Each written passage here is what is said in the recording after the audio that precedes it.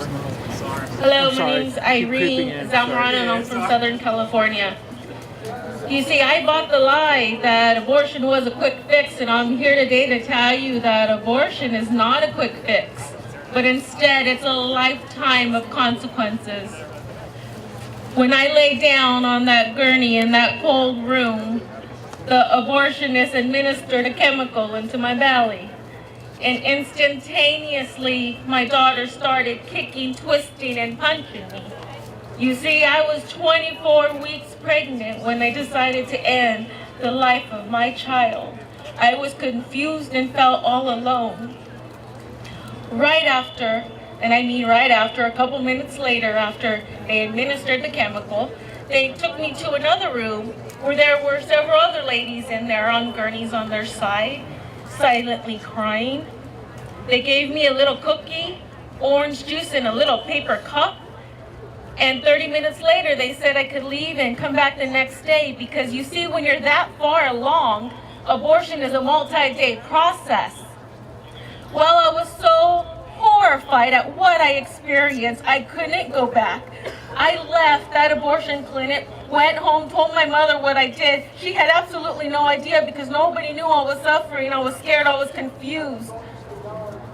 So I went to her, I told her what I did. She immediately took me to a hospital, to a local labor and delivery department. There they hooked me up to the monitor and they said that the heartbeat they heard was healthy. Well, they came back a couple hours later and they consulted a specialist, and that specialist said that that chemical would deteriorate my daughter's heart and there was nothing I could do about it. They encouraged me to go back to the abortion clinic because, you see, it was easier to take her out piece by piece than it was to have her whole. Well, that was a horrific experience and I refused to go back to the abortion clinic. So the next day, after 7 hours of labor, I gave birth to a beautiful yet lifeless daughter named Lenore. She was absolutely beautiful, just like the newborn baby, the size of my hand. I touched each of her fingers. I kissed and touched her toes.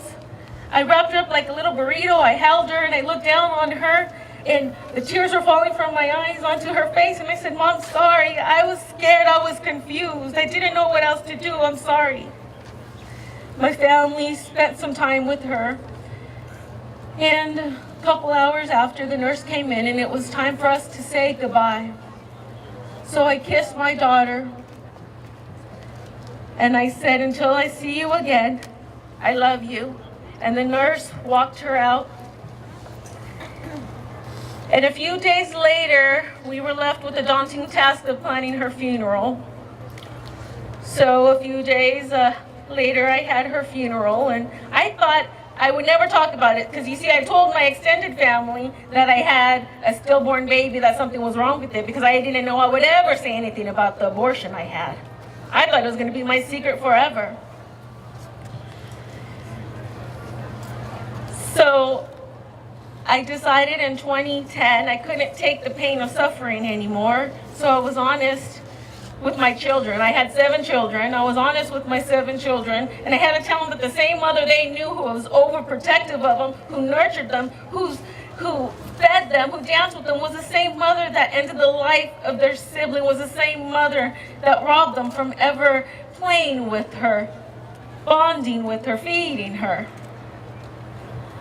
I had to tell my now 10-year-old son when he was 7 years old that he was the reason, that I was the reason why he visits his sister at the cemetery.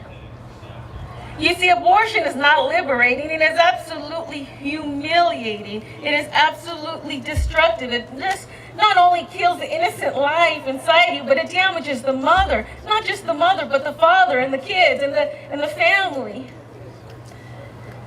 Well, my daughter forgives me. God forgives me. I forgive myself, and I stand before you today through the grace of God, because He has healed me, and that is why I am silent no more.